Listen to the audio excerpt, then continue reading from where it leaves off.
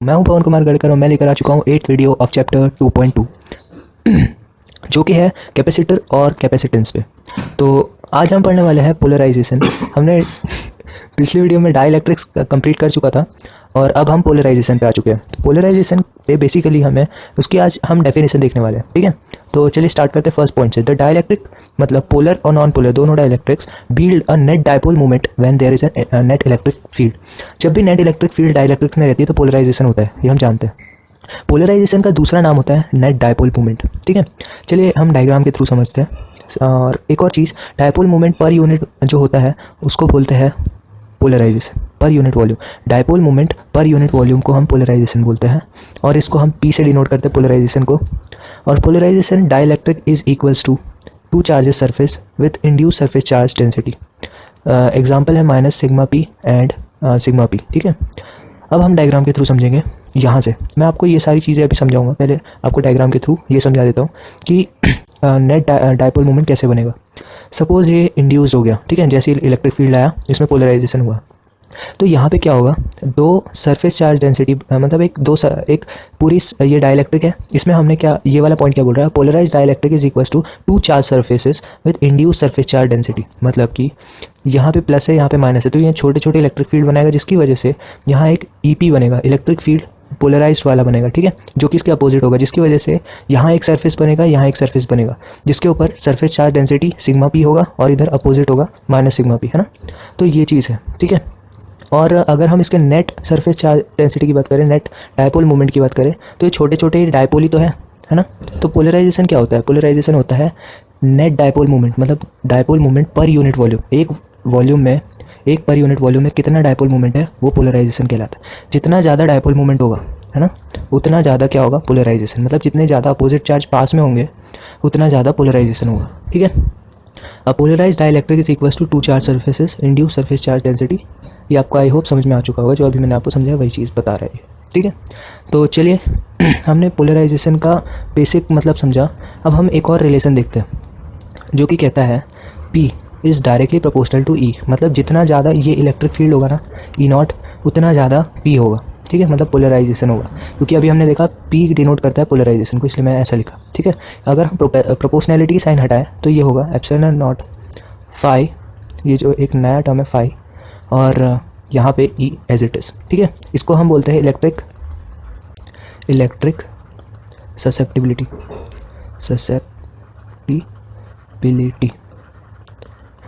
ठीक है।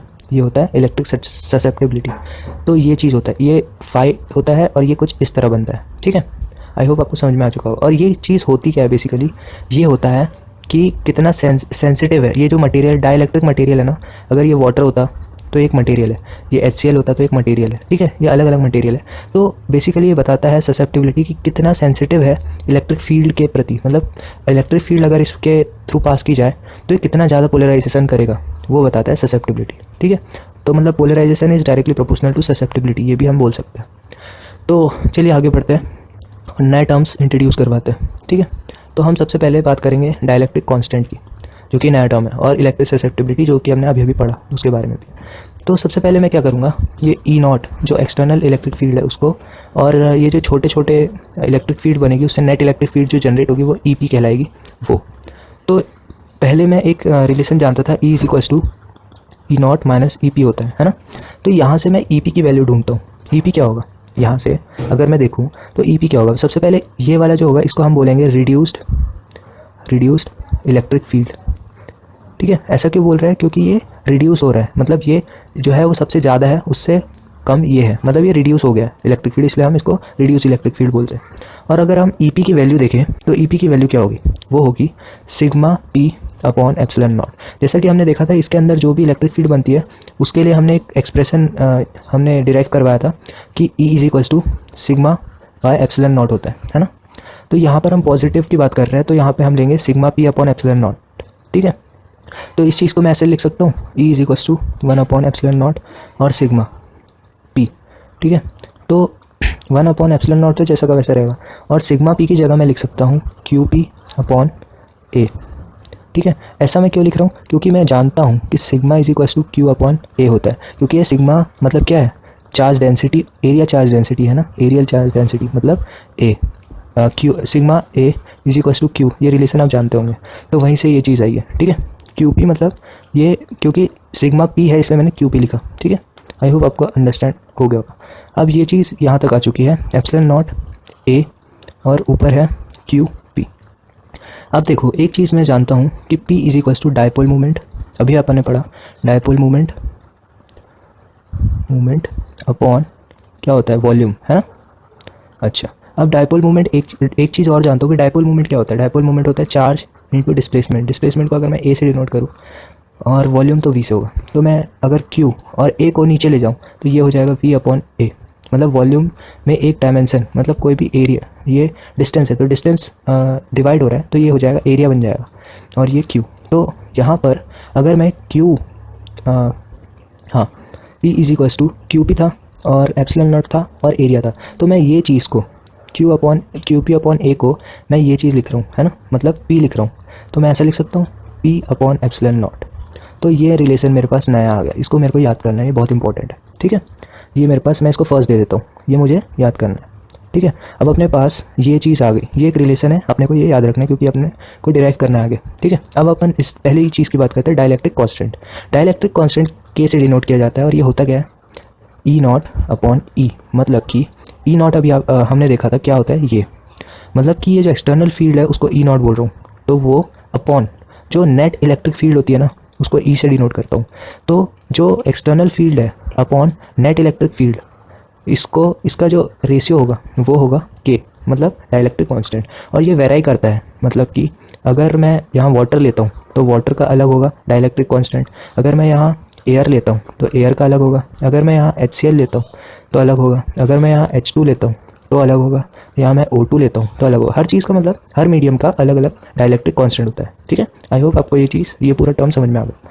अब हम इलेक्ट्रिक ससेप्टिबिलिटी पे वापस आते हैं, जो कि ऐसा कुछ सिंबल होता है, फाई कहलाता है ये, और ये इज इक्वल टू होता है एप्सिलॉन नॉट और ई और फाई के, सॉरी ये ससेप्टिबिलिटी है ना, तो इलेक्ट्रिक ससेप्टिबिलिटी जो होता है वो होता है पी के, यहाँ पी होगा और यहाँ ससेप्टिबिलिटी होगा, ठीक है, ये होता है।